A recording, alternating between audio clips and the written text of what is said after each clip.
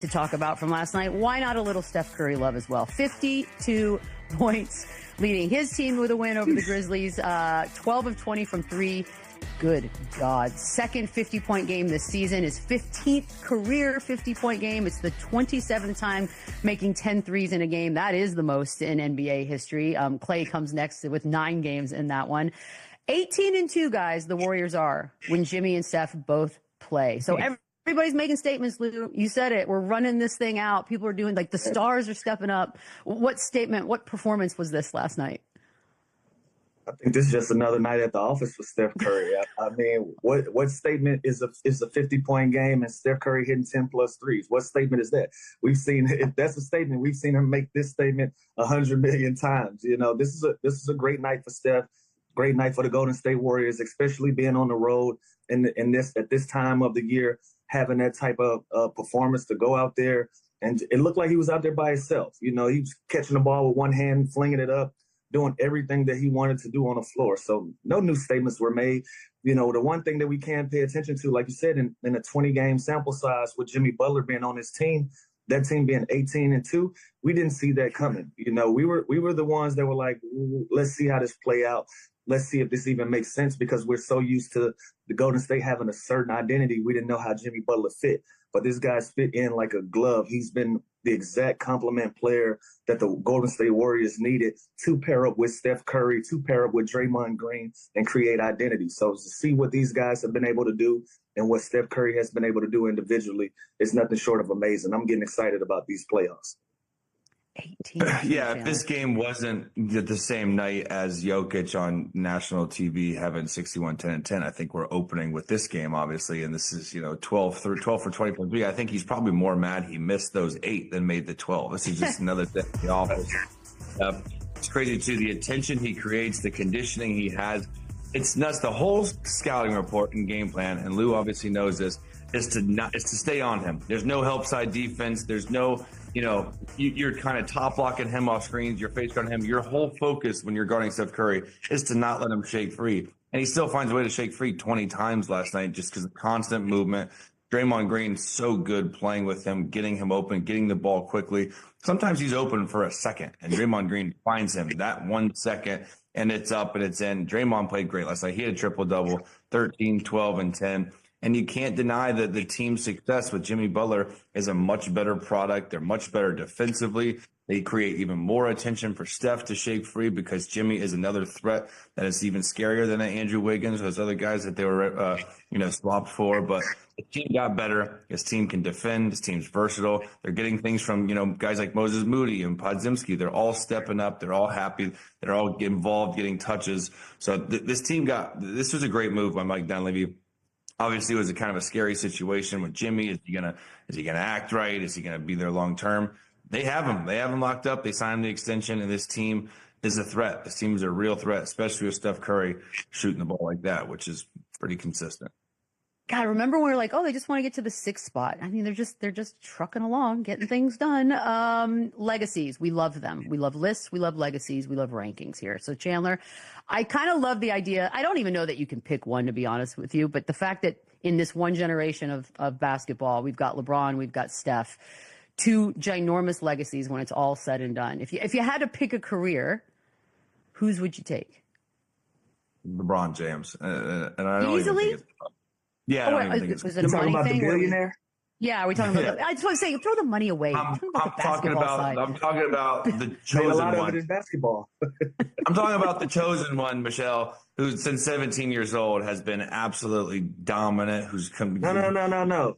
Cover of ESPN at 15. Go back. Yeah, dude turned down millions of dollars from other brands since high school. It's not even close to the comparison. Obviously, the impact of basketball and what Steph Curry has done with shooting the ball with kids, with the next generation want to play like Steph, more so like LeBron. Sure, I'll give him that, no doubt. Like, my son's going to want to shoot the ball like Curry. He's not going to want to play like LeBron James, but that doesn't matter.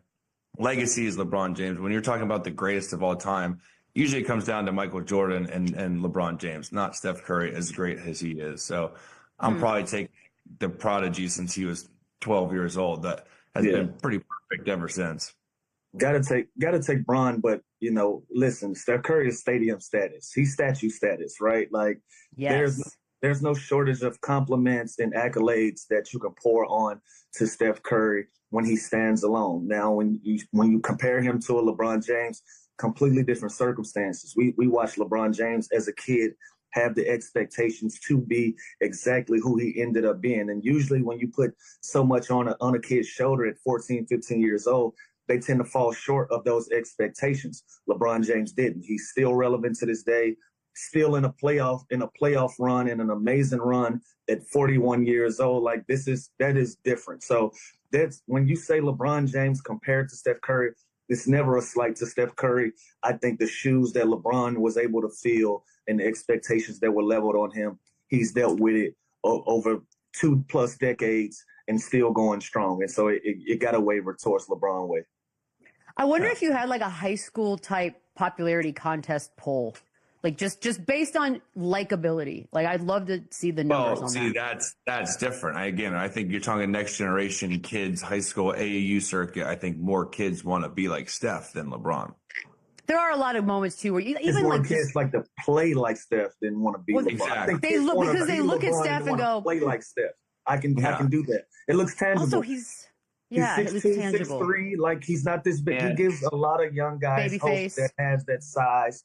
Yeah, that's what's different about Steph than LeBron. Like, I mean, listen, I'm one of them. Like, Sebastian Telfair did that for me. Like, he was the first guy to go out of high school that was a normal size guy. Before that, to go out of high school, you had to be a gentle giant. You had to be 6'8", 6'9", already in high school.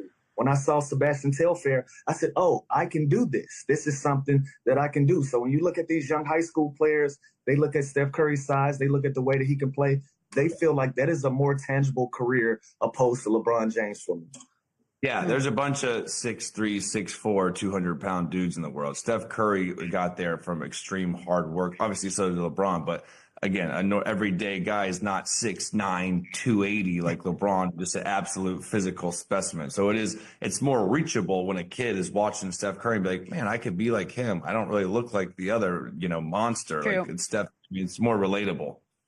You know what? Steph also does a lot. Remember during the Summer Olympics, like everybody was rushing to go to the bus to the hotel, and he would like actually go sign things and take pictures. He's just got a little bit more of the fan-friendly thing. You got to think of the route. In his favor. Think of the route, though, Beetle. He didn't come in.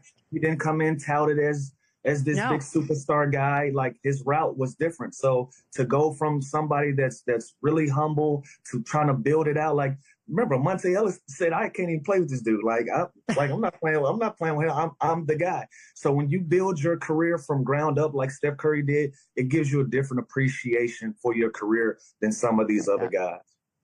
You guys, you knew it was coming. Lisa, our producer, is the one that texted us last night, and this is John Morant moment. He had 36 points. All right, that's the basketball part of it. But there's a moment here towards the Warriors bench where he does a gesture, and I don't know who wants to tackle this first, Lou. Look at Draymond. Draymond's like, what are you doing? Why, bro? Yeah, you know what? I'm not gonna blow it out of proportion. There's so many guys doing this particular celebration. John Morant has to have more awareness of him doing it, though. It's just one of those things where there's always going to be an extra set of eyes on him when it comes to antics, especially anything that has to do with gun celebrations or any of this stuff. Listen, it is what it is. A lot of these, you look at any bench in the NBA right now, and all of these guys are doing this celebration, but Ja Morant has to have the self-awareness to know that, hey, I got a different set of rules when it comes to this particular thing. So he just got to be more aware and have more self-awareness to where he is and with this social media age. But I'm not going to blow it out of proportion. I know, but man, you hate to see it. It's just tone deaf. Like, I don't think there's anything wrong with this. Like, obviously he's been through the issues with the guns before, but like Lou said, you look across the league, it's what guys do. You hit a shot, you got a gun, you got a clip. Like Mikal Bridges, he does it every single time, but like again, Lou hit it on the head. It's just tone deaf. It's not being aware of obviously your image and what you've been through and how much work you put in to kind of make people forget about that. And then you do this again. It's just like, come on, man. Like there's obviously, I don't think it's the biggest deal ever, and I don't think we should blow it up either, but it's definitely not smart, and he should not be doing this for the rest of his career just based on the stuff he's done before. Yeah, he can do any celebration ever. All of the celebrations, just not two that. guys that just can't do gun celebrations no more. John Morant and Gilbert Arenas. Yeah, just stay away from it. Yeah, anything else. Just stay away from it. Anything else, it's free game. Just stay away from it. But like I said, this not a big deal. I won't blow it out of proportion. The funny thing is, laughing looking at Draymond, he did want the tee. Like, bro, you can't point guns at our bench. Like, we want our free throw. Yeah, there were a couple Warriors who were like, hold up. And they kept it moving. Suns Bucks, another game. There were a lot of pretty good games last night. It's a good night. Bucks defeat Phoenix. They snapped their 4-game losing skid, 133-123. Giannis, 37 points, 6 rebounds, 11 assists. Rollins, 23 points. Booker, the other story of this one, 39 points, 11 assists.